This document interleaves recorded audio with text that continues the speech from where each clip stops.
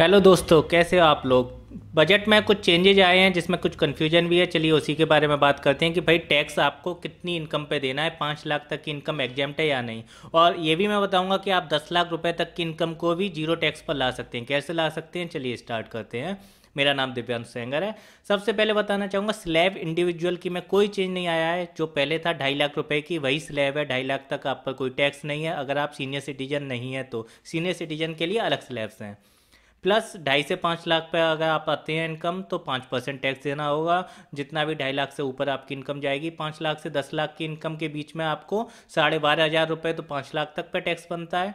Plus 20% extra पड़ेगा जो 5 लाख से ऊपर आपकी इनकम है उस पर। और 10 लाख रुपए से ऊपर इनकम है आपकी तो 1,12,500 रुपये तो आपका 10 लाख की इनकम पे टैक्स बनता है।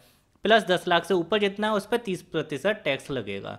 तो ये तो पुरानी स्लैब थी, वही स्लैब इस बार भी कैरी फॉरवर्ड की है, कोई चेंज नहीं किया है। तो गवर्नमेंट कैसे कह रही है कि 5 लाख रुपए तक आपको जीरो टैक्स है।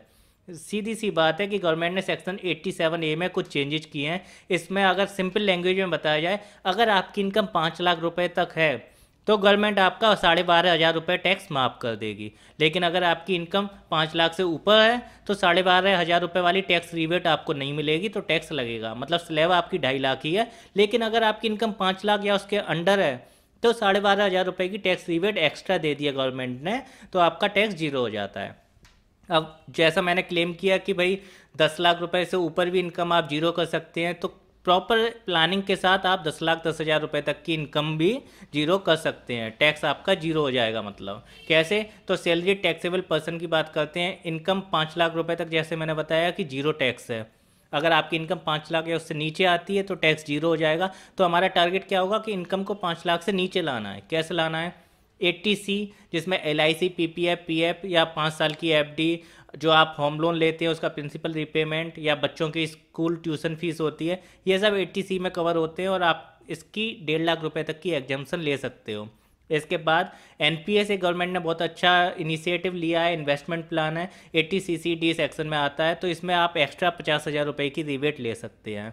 प्लस 80D मेडिक्लेम है। मेडिक्लेम अगर आप अपने और अपने पेरेंट्स वगैरह के लिए फैमिली का लेते हैं तो 50,000 रुपये तक की रिबेट आपको मिल सकती है।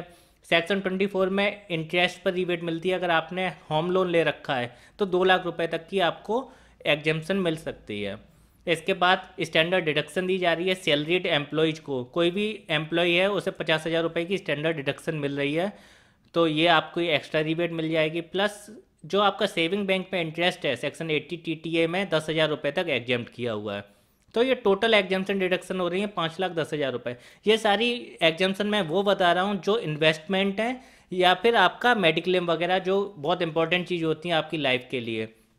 इसके अलावा बहुत सारी डिडक्शंस और भी हैं, जैसे 80G में डोनेशन आप किसी को दे रहे हैं तो उसमें तो आपकी इनकम भी जा रही है, तो फ़ायदा क्या है। या 80U में डिसेबिलिटी पे मिल जाता है। तो ये जो एग्जाम्पशन या डिडक्शन बताई हैं ये बहुत नॉर्मल हैं, आपको लेनी भी चाहिए। इन्वेस्टमेंट ये करनी चाहिए या मेडिक्लेम लेना चाहिए। होम लोन से आपको इंटरेस्ट का बेनिफिट अलग मिल ही जाता है, वो भी इन्वेस्टमेंट है। तो इसकी 5,10,000 रुपये तक की आप नॉर्मल एग्जाम्पशन ले सकते हैं।